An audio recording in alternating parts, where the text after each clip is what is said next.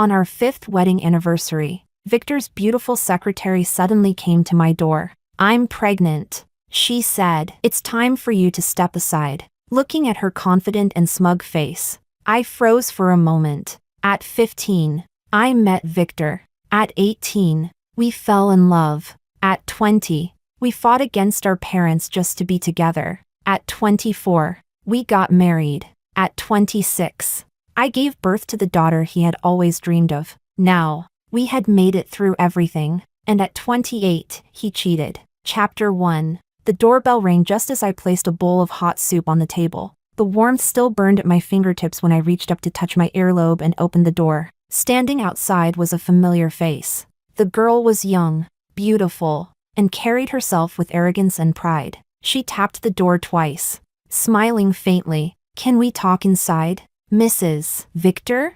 My heart skipped a beat. I knew her. She was the beautiful secretary Victor had hired that year. At the time, I had just given birth to our daughter. While the company was rising fast and business dinners were constant, he said he didn't want me to exhaust myself, and others suggested that since the wife had little time to attend events, Victor needed a smart and pretty assistant to accompany him. My mind drifted back. Victor had held me in his arms, kissing my lips gently. His hand caressed my still soft belly, his lips brushing reverently against it. "Nicole, after all these years, don't you know where my heart is?" He bit my lip playfully, murmuring, "Don't you trust me?" And I did. When our daughter turned 1 month old, that same secretary, the one he often praised for her outstanding work performance, came to deliver a gift. At the banquet, while guests filled the hall, she had reached out naturally to smooth the crease on Victor's shirt. A strange unease pricked at me. After the guests left, I stubbornly took Victor's hand and told him to fire her. He did, immediately. But now, standing in front of me, the same woman set down her expensive handbag, her gaze sweeping mockingly across the table filled with food. "I'm pregnant, Mrs. Victor," she said. "It's time for you to step aside." So, he might have replaced her at the company, but not in his bed. Chapter 2. Zoe brushed a lock of hair behind her ear. When her words sank in, my eyes dropped to her slightly swollen belly, glowing with a self-satisfied air of motherhood. I set down the cup of water I had just poured for her. My movements stilled, but my voice stayed calm. "Did Victor send you?" She tilted her chin up arrogantly. "Who else? Do you really think I could find out where you live without him?"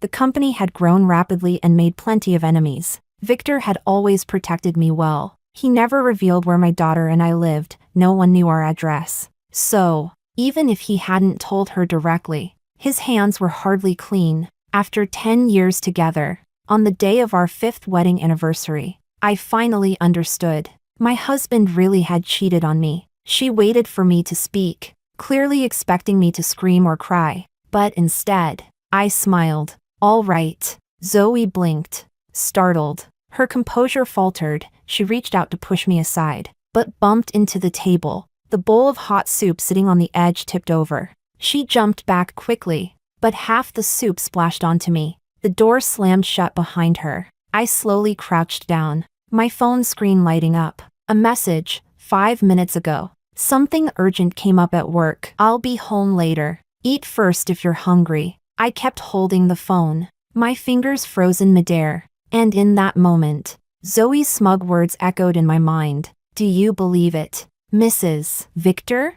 He's not coming home tonight." Chapter 3. I knew exactly where he would be. I hailed a cab and headed straight to the private club where I used to accompany him for business gatherings. As I pushed open the doors of the Chang'an Club, a doorman bowed and gestured politely. "Madam, Mr. Victor is this way," still in the usual room. The golden counter was cluttered with bottles, and a couple was passionately kissing in the corner near the entrance. I squinted. It wasn't Victor. Inside the room, a few men were drinking and chatting, while a girl sang in the background, probably warming up the crowd. She wasn't dressed provocatively, high-waisted tight pants and a flowing silk blouse with wide sleeves. The spotlight happened to fall on the top of her head, casting a soft glow on her youthful face. She wore delicate diamond earrings that shimmered against her fair skin. Victor put down his glass and beckoned her over. She walked straight to him, bending low, exposing a generous amount of cleavage. Black lace beneath the shirt wrapped around her pale chest,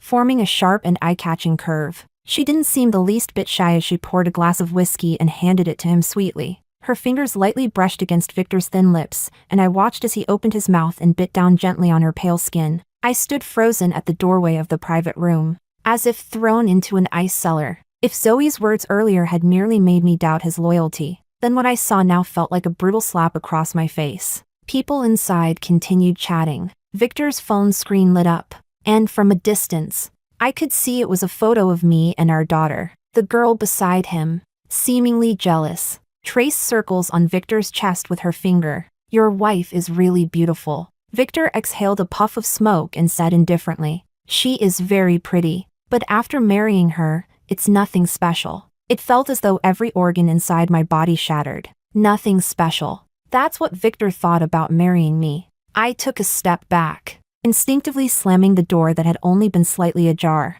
not realizing that I had just startled everyone inside. Chapter 4. Victor heard the noise at the door. He instinctively thought it was Zoe throwing another tantrum. Tired of coaxing women who made scenes, he wrapped up his social gathering quickly and drove home. Unlike those other women who never stopped making trouble, his wife was always gentle and never caused him any headaches. She took care of their daughter and the household perfectly. She even looked after his parents' health, arranging appointments with specialists several times a month. After so many years together, they were accustomed to each other's rhythms, no need for further adjustment. Home, to him, was the one place he could truly relax. As he turned a corner, he saw an elderly couple walking out of a flower shop. The old man was holding a small bouquet of roses, proudly presenting it to his wife. She smiled so brightly her eyes curved into crescents, scolding him for wasting money while carefully admiring the flowers again and again. Victor suddenly pulled over,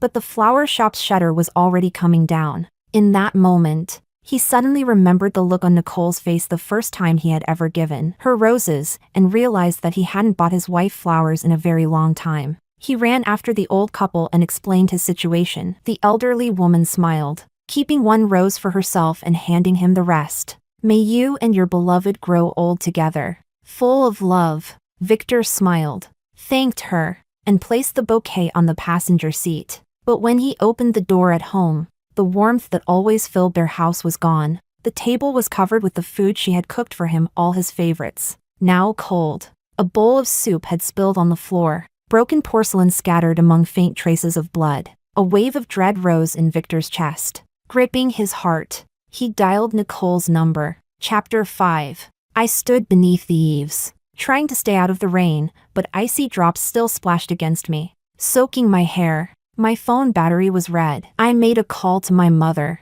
asking her to take care of our daughter. I rarely sent my daughter to my mother's house these past years, but today, because it was our wedding anniversary, I had. A few days ago, Victor said it had been a long time since we'd had any time. I agreed. Things had been hectic lately, so I arranged everything early and sent our daughter away. I just didn't expect him to forget. The convenience store I often stopped by seemed closed. When the lights went out, I rubbed my numb legs. I had walked this road countless times. When I was 19, Victor and I fought against everyone, our teachers' warnings, our classmates' gossip, our parents' threats. We endured everything together. Back then, Victor's grades were poor, and the teacher publicly humiliated him on stage. He loosened his collar, met my gaze, and said, smiling, "Love can overcome anything. Nothing can tear us apart." He began studying late into the night so he could sit next to me. Eventually, our names appeared side by side among the top students.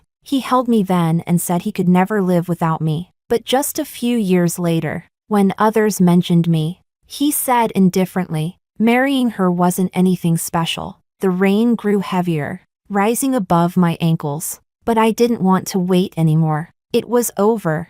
I walked down that same street we had once walked together, only this time in the opposite direction. Water pooled around my knees. The feeling reminded me of our honeymoon by the sea, the waves sweeping me away after the safety rope snapped. Victor hadn't realized I'd gone under until I disappeared, even though he was already safe on shore. He dove back in to save me. When we reached the beach, exhausted and trembling, he laughed and said, "Thank God I didn't lose you." Back then, I truly believed nothing could ever separate us again. But 4 years later, he cheated.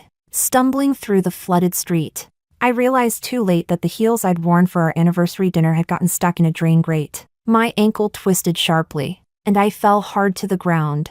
I couldn't tell whether the wetness on my face was rain or tears. As I gasped for breath between sobs, a handkerchief suddenly appeared before me. A black umbrella hovered overhead, and a gentle voice spoke softly. "Do you remember me?" Oliver saw my blank expression and gently wiped the rain and tears from my face. "Forgive me," he murmured. Then a warm cashmere coat was draped over my shoulders, the collar carefully adjusted. "The wind's too strong, let me give you a ride." My phone vibrated nonstop. I answered without expression. Victor's panicked voice came through. "Where are you hurt? Did you go to the hospital?" "I'm coming to get you." I took a deep breath and interrupted. "Victor, let's get a divorce." There was a pause, then his voice turned desperate. "Nicole, I didn't mean to come home late tonight. I even bought you flowers. Don't be like this. Please, we're not getting divorced." My fingers went limp, the phone slipped, the screen went black, and everything went silent. It was over. Oliver's voice brought me back. "Let me take you home," he said softly. "I just came from visiting your mother." I turned my head, forcing the tears back. "Thank you." He didn't speak again. The car was warm, but the cold inside me wouldn't fade. When the car stopped, Oliver suddenly leaned forward, alarmed, and touched my forehead. The world dimmed, my vision blurred. "Nicole. Nicole, wake up!" Chapter 6. After the call ended, Victor rubbed his temples and declined the barrage of calls coming in from Zoe. He had never felt fear like this before. Nicole had always been graceful and composed. She had never once run away from home. So when he heard her calm voice saying the word divorce, it felt as though a claw had gripped his heart and torn it apart. How could she bear to do this? Since she was 15, she had never spoken to him in such a distant tone. Maybe he had spent too much time with Zoe lately, neglecting Nicole's feelings. But it was fine. After all, they had more than 10 years of love between them and a lovely daughter too. He clenched the rain-soaked bouquet of roses silently in his hand. Amid the chaos in the house, Victor suddenly caught a strong, artificial scent of perfume. Nicole never used perfume. He abruptly stood up, scanning the room, and then noticed a small earring on the floor. The pink diamond embedded in it, he recognized it immediately. His assistant had brought it back from an auction, and he had given it to Zoe. His pupils widened, and his hand holding the phone began to tremble. But his gaze soon fell upon a framed photo, the three of them smiling together as a family. His tense fingers slowly loosened. No, Nicole would come back. It was just a meaningless flirtation. A bit of theater, Nicole would understand. This talk of divorce was probably just her way of forcing him to come home again. He knew how to handle that. From now on, he would make it right. He would be a good husband to Nicole, and a good father to their daughter. Chapter 7. When I opened my eyes again, the first thing I saw was my daughter's red, tear-swollen eyes. Seeing me awake, she carefully wrapped her little arms around my arm. "Mommy, are you tired? Sophia won't make you angry anymore." "Mommy, don't be tired." Oliver pushed open the hospital room door, holding an old-fashioned tin lunchbox. "Your aunt stayed up all night watching over you." She looked exhausted, so I asked her to go home and rest. I quickly thanked him, but Oliver only pressed his lips together and smiled softly. "It's all right, Nicole," he said. "The doctor said you're fine now. Let me take you and Sophia home." I held Sophia's hand and politely declined, although he still looked worried. Oliver called a taxi for us before leaving. "Didn't Mommy go on a date with Daddy?" "Where's Daddy?" For a moment, I didn't know how to answer. I froze in place. Sophia ran to the house monitor, her little fingers unlocking the door, then pointed at the screen near the security camera. "Mommy, who's that lady? Why is she with Daddy?" I leaned closer. On the screen, Zoe clung to Victor coquettishly. Victor's face was tense, but he didn't push her away. So, it had come to this. Even into our home. My eyes burned, the world turning blurry. I already knew the truth yesterday, yet seeing it still hurt, like a wound you know will heal one day. But each time it cracks open again, the dull pain still cuts deep. Sophia fumbled to wipe away my tears, then hugged me tightly. From her pocket, she carefully took out a small, sticky piece of candy. Mommy, don't cry. Mommy, eat candy. It was a half-melted white rabbit milk candy. She offered it to me proudly, her eyes shining, just like Victor's sly fox-like smile the first time he kissed me. As Sophia fed me the candy, I suddenly felt unbearably tired. After thinking for a long time, I finally said, Mommy wants to live separately from Daddy. Would Sophia want to stay with Mommy? Sophia buried her head in my arms, her voice weak and soft. Daddy has that lady now. Sophia wants to stay with Mommy. Just then, Zoe called. I pressed the record button before answering. Her tone was more arrogant than ever. Victor already gave me the house key. You'd better pack your things and get out soon. I don't want you in my way. Victor asked you to tell me this, didn't he? I asked calmly. My composure seemed to irritate her. She raised her voice, almost shouting, as if desperate to provoke me. Of course. He's long tired of an old, dull woman like you. I pinched my brow, my hand tightening around Sophia's. So you're saying Victor not only allows your behavior but even asked you to tell me, to admit his affair himself? Zoe's voice turned sharp, like a cat whose tail had been stepped on. The real mistress is the one who's not loved. Nicole, you'd better get out of my house. I looked up. The sting in my eyes vanished completely. More than 10 years of love collapsed in an instant. After a long silence, I felt a small hand cover my eyes. Sophia's trembling voice whispered, Mommy, don't cry. I crouched down so we were eye level. Sophia, I asked softly, if Mommy and Daddy separate, will you be sad?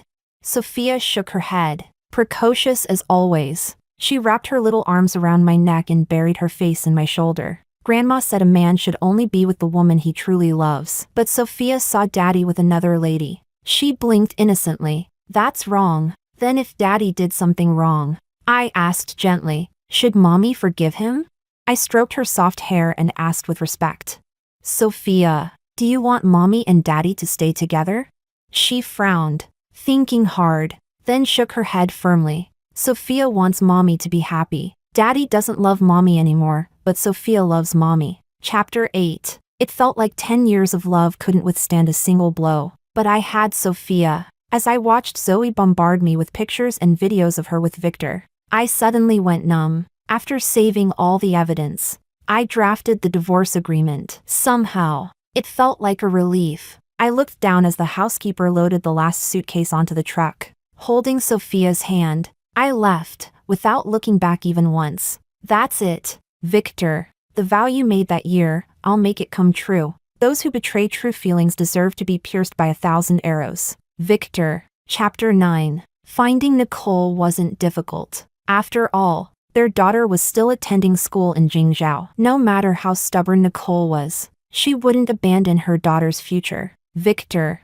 exhausted, rubbed his temples. Just as he was about to go to the hospital to pick her up, he caught a glimpse of his wrinkled shirt collar in the mirror. Nicole used to take care of these things. She had only been gone a day, and he already looked so worn out. Suddenly, the door rang. Victor pulled his coat close to hide the wrinkled shirt underneath. But it was Zoe who had come. A flash of irritation crossed his face as he asked coldly, Why are you here? Seeing the usually gentle Victor expressionless, Zoe felt a chill inside. Still, she went up to him and clung to his arm playfully. Can't I come? I'll be moving in sooner or later anyway. Victor suddenly remembered the pink diamond earring. His gaze sharpened. You went to see Nicole. His tone was certain. Zoe panicked, unsure how she had given herself away. She knew that men, especially ones with strong identities, hated being pressured like this. And Victor still had Nicole in his heart. Trying to change the subject, she quickly handed him the express envelope. The courier just dropped this off. No one was at the door, so I signed for it. Victor looked at the file in her hand, and a sudden wave of unease hit him. Just like last night, when Nicole had said she wanted a divorce, he tore open the envelope with trembling fingers. The bold words inside immediately caught his eyes. It was a divorce agreement. Zoe glanced at it and laughed inwardly, but on her face,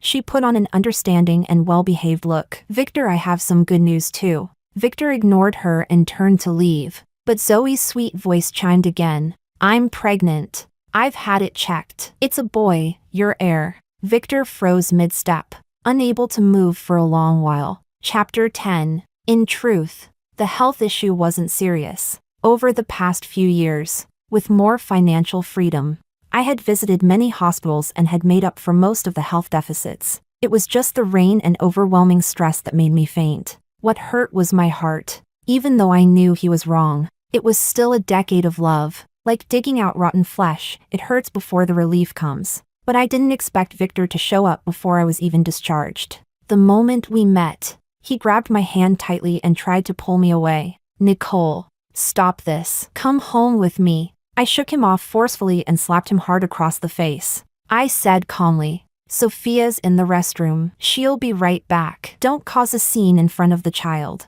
Victor softened. Nicole, I won't be like that anymore. If it upsets you, I'll stop attending those social events. I looked up and noticed one of the buttons on his suit jacket was fastened incorrectly. He used to be meticulous, never out of place. The faint perfume scent lingering on his suit left me speechless. After a long pause, I blinked back the sting in my eyes. Let's divorce. Let's keep it dignified. Victor rubbed his temples, clearly refusing. You know my finances, everything is under your name. What are you even fighting for? No one's threatening your position. Nicole, what are you afraid of? I said nothing. Seeing that I wasn't as firm as before, he softened again, even just for Sophia, for the sake of giving her a complete family. Okay? I shook my head. You know what I truly want. Victor, you may have forgotten your vows, but I remember. I lowered my head and gathered my test results and payment receipts, thinking about when I should deliver the money to Oliver. But Victor spoke again, this time with frustration and helplessness. You women are always obsessed with romance and sentiment. All my business partners have affairs. No one hears about their wives asking for divorce every day. Men acting a little outside, it's normal, isn't it? I stopped in my tracks. I've already sent you the agreement. Sign it soon. Then I picked up Sophia and walked out. Sophia looked back and cupped her hands like a little megaphone. Daddy has someone with him. Sophia will stay with mommy. Chapter 11. Victor sat in the car and caught sight of Zoe's underwear tucked in the gap of the passenger seat. With a look of disgust, he picked it up and threw it out. Then he slammed the steering wheel hard. To be honest, out of all the possible scenarios he had imagined, the one he never considered was Nicole refusing to go home with him. He didn't understand what she was trying to pull. All the finances were delivered to her on time every month. She didn't have to lift a finger, and her shares ensured she'd never want for anything. He just didn't get it. What's so bad about living the life of a wealthy wife? Victor rubbed his temples. They were no longer children. Was love really that important? Chapter 12. The next time I saw Victor was when the cooling-off period for the divorce was almost over. I was the one who messaged him first on WeChat. Our documents were still at the old family house. Besides retrieving those, we also needed to discuss the division of property. He still hadn't signed the agreement, but I no longer wanted to wait. Looking apologetic, Victor picked up Sophia and me himself, driving us toward the countryside where our old home was. The road had now been paved with cement, but back when it was still muddy and rough, Victor and I had walked it countless times. We walked it when he came to pick me up from school, when we secretly met despite our parents' disapproval, and later, when both families finally gave in and agreed to our engagement. We walked it hand in hand. I still remember vividly the day of our wedding. He came to fetch me, leading a group of friends and relatives, walking down that road toward my house like a proud general returning from victory. The red firecracker paper and colorful confetti covered the ground, turning that path into something out of a fairy tale. I thought I would never forget it. It will always stay in my memory, but only as that, a memory. Love is a verb, not an adjective. Actions come to an end, but the images stay forever in memory. Sophia noticed both Victor's and my gaze lingering on the old building and suddenly asked, "Mommy, was this Sophia's old home?" I crouched down and picked up my daughter, who was obviously tired but still insisted on walking on her own. I nodded. Even though you weren't born back then, this was still Sophia's home. Perhaps the place stirred something in him. Victor's expression grew heavy, his eyes glassy with unshed tears. But as I looked at him, My mind drifted to other memories of this same house. I remembered the night Victor got drunk at a business dinner and called me to pick him up. When I arrived, the young woman escorting him out was wearing a short skirt that barely covered anything. He was leaning against her, his limp hand brushing against her chest just as I arrived. Later, when he was vomiting uncontrollably, I mentioned it gently, that he should be more careful, not to cross the line. It's just business entertainment, Nicole, he had said. I'd never touch them. I even find them dirty. He was still inexperienced then. That night, when we got home, he had taken my hand, gently playing with my earlobe and kissing me devoutly. Then, placing my hand somewhere intimate, he whispered, "It only likes you. Young love is never eternal." I came back to my senses. Cheating and decay never happen all at once. The signs had been laid before me long ago, I just hadn't paid attention. I think I finally understand what you want, Nicole. As the memories surged, my fingers tensed, turning pale at the knuckles. He tugged at his tie impatiently, his burgundy suit glowing sharply under the white light. He wasn't the same as before. His skin was still fair, just like when he was young. But time had etched fine lines at the corners of his eyes. I didn't want to hear any more. I quickened my pace, holding Sophia's hand, until we stopped in front of a small, green hill. Back then, our families were against us. We were too young, and everyone said it was puppy love. Just spending a little time alone together had been our greatest wish. When the moonlight came, we'd sneak out from opposite directions. By the hill was an abandoned park where he had tied up a swing. He'd hold me in his arms as we talked about everything, dreams, poetry, love, never running out of words. "I'm sorry," he said. I heard Victor's voice turn hoarse, but I didn't look back. Sophia tugged at my hand and whispered softly, "Daddy is crying." I patted her shoulder without saying anything. "Mommy, can we play on that swing over there?"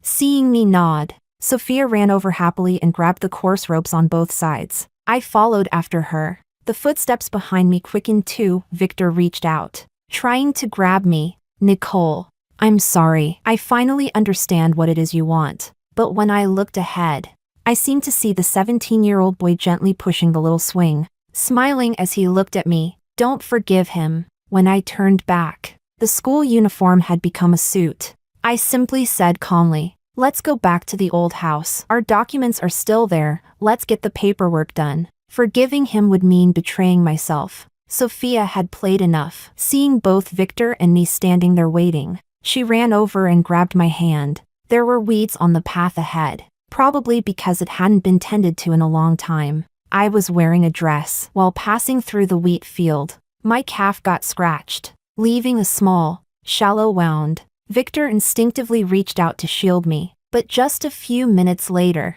the path reached its end. I walked a few quick steps ahead to open the door. His hand awkwardly hung in the air until Sophia pulled it, rescuing him from the moment. "Daddy, Mommy doesn't need protection anymore." Sophia looked up at him, her gaze determined. "Because the next time she comes here, Mommy will know to wear long pants. Mommy is super amazing. She never makes the same mistake twice." Victor froze for a moment, then suddenly crouched down, burying his whole face. His back moved slightly, but he made no sound. Chapter 13. The marriage certificate and household registration book were neatly placed in the old home. This old house was still decorated the same way it had been when we got married. None of the tenants over the years had ever altered the layout. Back then, when we were just starting our business, Victor and I gritted our teeth and sold the old countryside home. We took all our savings and moved into the city, just two tiny specks in the vast crowd of dream chasers. In the beginning, life was extremely hard. Our leaky basement apartment would form a thin layer of ice on the floor in winter. The windows didn't close properly, so snow would blow in with the wind. Even the frost on the door would make you shiver. We couldn't afford heating, so we clutched hot water bottles and held each other tightly. That warmth alone was enough to get us through the entire winter. Back then, we were each other's only one, each other's truest love, and the deepest love. The hardest years were also the years we loved the most. But luckily, we were blessed with good fortune. Soon, we managed to start a small company. At first, I handled accounting, secretarial work, reception duties. and logistics at the office. He said that having me there gave him peace of mind, that I was the best partner anyone could ask for. But at some point, everything began to change. Victor proved capable, our company grew bigger and more profitable by the day. He bought us a larger home and even repurchased our old countryside house. Nicole, that was our beginning. I couldn't bear to let it go. I smiled and nodded. The year the company went public, I got pregnant. I had damaged my body back in the basement days from the cold, and even the doctor said I might never be able to have children. But I did. Everyone was overjoyed. He picked me up and spun me around, his eyes brimming with tears. But it was also because I got pregnant that I gradually stepped away from the company. And that's when he brought Zoe in. Was it money that made him change? I don't know. All I know is, we've reached the end of our road. Watching him sign the divorce papers, I tucked them away and then took Sophia's hand to leave. Sophia was very sweet. As we left, she even stretched out her little hands to hug Victor and said, like a little grown-up, "Daddy, now that someone's here to take care of you, I can rest easy." He turned around and saw Zoe standing there, holding her belly. Victor instinctively looked for a trace of emotion in Nicole's face, maybe a hint of jealousy or unhappiness, but there was nothing. She simply picked up Sophia and walked away into the distance, never once looking back. Chapter 14. Victor ignored Zoe, expressionless. He looked at her radiant, self-satisfied face and tossed her a card. The password, you know it. Get rid of the child. I won't acknowledge it. Don't even think about using the baby to force me. You know what I'm capable of. Victor got into the car, slammed the door, and without hesitation drove once again toward the countryside home. He remembered that road clearly, his youngest, most passionate love had all happened there. He recalled the first time he hugged Nicole on that road, the warmth of her soft body in his arms. He also remembered their first kiss, under the moonlight, on the swing, stealing sweetness in secret. Today, as Sophia laughed on that same swing, all he could see was the Nicole from years ago in her school uniform, Nicole with two low ponytails, Nicole smiling at him gently with a backpack on her shoulders. He seemed to still see the young boy kneeling on one knee, holding her tight and declaring his love. He thought he finally understood what she had wanted all along. Love is important, but so is loyalty. Back then, Victor was so full of conviction, he didn't believe anything could come between them. Love conquers all. Victor will always stand by Nicole's side. If I, Victor, ever betray Nicole, may lightning strike me down.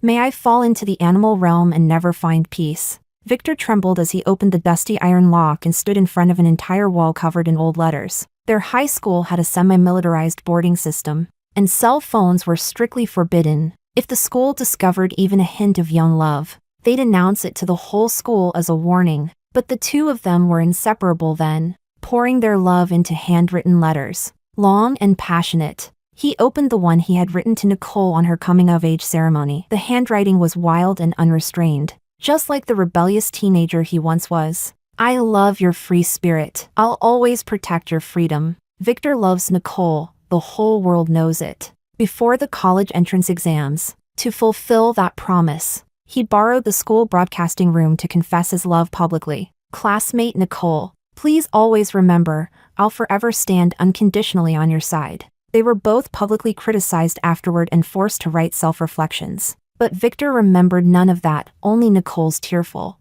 smiling face in the crowd. Nicole had once said she loved traditional Chinese weddings. When she got married, she wanted it grand, phoenix coronet and red robes, 3 bows and 9 kowtows, a bridal procession stretching 10 miles. So in the letter he wrote her at the coming-of-age ceremony, meant for 10 years in the future, he had added, if I don't marry you, I hope the man who does will give you the full ceremony, 3 bows and 9 kowtows, 10-mile bridal parade, and the phoenix coronet. He didn't do it, but Nicole still got married. Victor suddenly remembered how, on their wedding night, he held his bride and promised her that once he bought a house in the city, he'd give her that grand, traditional wedding she always dreamed of. He didn't do that either. Tears streamed down uncontrollably, nearly blinding his eyes. He sat among the letters, flipping through memories one by one, finally overwhelmed with regret. He used to be so arrogant, swearing he would never do anything he'd regret. He believed that once he made a choice, he would stand by it without remorse. But he broke that oath. Losing Nicole was his greatest regret. He had made many mistakes, but betraying Nicole was the worst of them. Because she was proud too, she would never look back. But he did. He retraced his steps. Only this time, at the end of that road, she was no longer there. Chapter 15. The year I divorced Victor. Sophia was 4. She was eager to learn, already recognizing many words. She was also clever. She could remember all kinds of principles and truths. So when she started kindergarten, I decided to put my startup plans on hold. A little girl's vision deserves to explore a wider world. I took Sophia to many places. When we heard the call of the distant mountains, we headed to Gannan in western Sichuan. The journey was bumpy and rough, but she was braver than I was. We passed by alpine lakes, where the peaks stood tall in the distance, mirrored in the still surface of the water. She ran toward me with a beaming smile, her cheeks flushed red by the cold, pointing at the reflection in the lake, laughing with joy that outshone anything she ever felt at kindergarten. "Mommy, Mommy, the mountain is standing there, and here's another one in the water." When I was 18, I wanted to go to Tibet. Victor said money was tight, that once we were financially free, he'd take me. At 22, I wanted to go to Tibet. Victor said we had to prepare for the wedding, that we'd go for our honeymoon. At 26, I wanted to go to Tibet. Victor said the company was in a growth phase, and I needed to be understanding. Wouldn't it be better to go as a family with our child?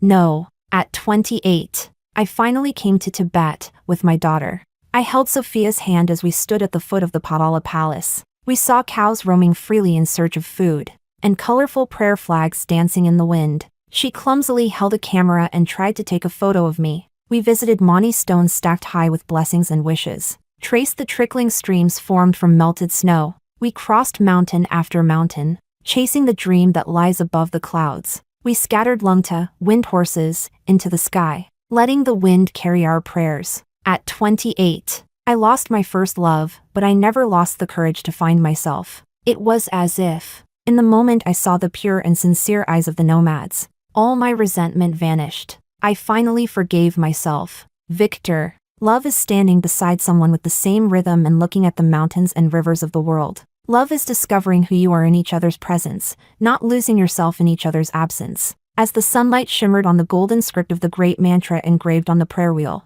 I placed my palms together. Nicole, Tashi Delek. Epilogue, Chapter 1. In the end, Zoe lost her baby, but it wasn't by choice. A woman suddenly rushed at her, slamming violently into her not yet showing belly. The woman's eyes were filled with fury, her teeth clenched, her expression twisted with hatred so fierce it was as if she wanted to tear Zoe apart. "You filthy little whore! You stole my husband! I'll kill you!" The crowd's voices rose in waves, each word sharper than the last, disgust and judgment raining down on her like stones. Never would have thought such a pretty girl could do something so shameless. Had her fill of someone else's meal. Now she's licking the plate too, already pregnant. Huh? Trying to force her way into the wife's place? Who knows how many men she's been with. No shame at all. Morality these days, it's all gone. No decency left. Now even mistresses with baby bumps dare to show off? Zoe stared in disbelief at the crazed woman, almost suspecting that Nicole had sent her. But as the woman flailed and pounded her fists against Zoe's stomach again and again, Zoe could see clearly, the hatred in her eyes wasn't fake. Her vision blurred. But through the haze, she vaguely heard a man's voice stop the attacker and kneel beside her, apologizing. "My sister lost her mind after her husband cheated on her. The mistress brought her pregnancy right to our door, and she hurt my nephew. Ever since then, she can't stand to see pregnant women. We'll take you to the hospital right away. I'll cover all the expenses." The woman's brother helped her up. When he finally looked at Zoe's face, he gave a cold, mocking smile. "Well, look who it is. I guess my sister did justice for the heavens." It was only then that Zoe recognized him, one of Victor's old friends. Back when Victor still took Zoe to business dinners, people began to notice their improper relationship. After that, Victor's old friends gradually stopped associating with him. "Just a cheap life anyway," the man said with a sneer. "Her very birth was a sin. Cheap life. Zoe's chest tightened as she gasped for air. Mistresses have always been seen as filthy, objects of scorn, but was it all her fault? Her self-respect, her dignity, they'd both crumbled somewhere between her pleading and her submission. As she felt the blood beneath her pooling, endlessly seeping away, Nicole's face flashed in her mind. Victor had warned her repeatedly to stay away from Nicole. She hadn't listened. Victor had always been self-disciplined, rarely involved with women. That night she got what she wanted, only because she had spiked his drink, worn a dress identical to Nicole's, and trapped him in a moment of confusion. He stayed that one night, and for the next 2 years, she stayed, too. She thought she was special, but she wasn't. The cold instruments of the hospital scraped against her insides. The pain made her clutch her fists tight. Yet what surfaced in her mind wasn't fear or regret, but Nicole's calm, indifferent smile the day Zoe had come to confront her. No matter how Zoe provoked her, Nicole had simply replied, "All right." After Victor kicked her out, the money she had was stolen by her gambling-addicted brother. Just when she tried to start over, the accident happened, and she ended up back in the hospital. When Zoe finally woke up, she heard the doctor's apologetic voice. "Miss Zoe, I'm sorry to inform you, you will never be able to have children again. Also, if you don't start treatment soon, you're HIV." Her ears buzzed. Everything after that faded into nothing. Zoe only knew one thing. Her retribution had finally arrived. Epilogue, Chapter 2. Victor stared straight ahead, watching the backs of the mother and daughter, his right hand clenched tightly. When he saw Sophia throw herself joyfully into Oliver's arms, his body froze. His hands suddenly pressed down on either side of the steering wheel. By accident, he hit the horn, and a sharp honk pierced the air, but neither of them turned around. Oliver hoisted Sophia onto his shoulders and ran with long strides. Even amidst the chaos and noise of the crowd, Victor could still hear the delicate, bird-like laughter of his daughter. He had no choice but to admit they were both happier now than they ever were with him. Victor pressed against his lower abdomen, enduring the waves of dull pain that now struck him with numbing regularity. It wasn't until the second year after losing Nicole that he realized he had also lost his health and his luck. His life had drifted along in a haze, until one day, he noticed dark bluish bruises under his chest, and crimson blossoms blooming in hidden places. That day, uneasy and distracted, he was watching Nicole's travel vlog during a bidding conference when everything went dark. He passed out. When he woke up, an old friend was standing at his bedside, looking at him with a mix of disgust and pity. But in the end, he was still an old friend. His eyes were red, even as his words cut deep. "You'd better spend the rest of your damn life repenting for your sins." Victor, bearing the pain, reached for his medical records. His first reaction was oddly one of relief. He discharged himself from the hospital, went to the notary office to write his will, and then drove to Nicole's home. But in the end, he couldn't bring himself to go see them. Nicole still hadn't officially said yes to being with Oliver, but Victor figured it wouldn't be long now. Nicole had always been reserved on the outside, warm on the inside. If she hadn't pushed Oliver away, it meant she'd accepted his presence. Sophia clearly liked him too. When Nicole wasn't around, she would secretly call him Daddy Oliver. Victor's heart ached with a bittersweet sting. The love and happiness that once were his to hold, he now had to steal glimpses of like a thief. Before losing consciousness for the last time, Victor saw a vision, a young version of himself in school uniform, head tilted, asking, "Are you the Victor from 10 years in the future? Did you marry Nicole? I haven't confessed to her yet, but I believe she'll say yes." Victor hesitated for a long time before clenching his teeth and nodding. "Don't let her down. Be good to her, always. Always." The boy, with a school bag on his back and a love letter to Nicole in his hand, turned away, leaving only a silhouette behind. "Of course I won't betray Nicole. People who betray true love deserve to be pierced by 1,000 arrows." What does it feel like to be pierced by 1,000 arrows? Victor thought he knew now.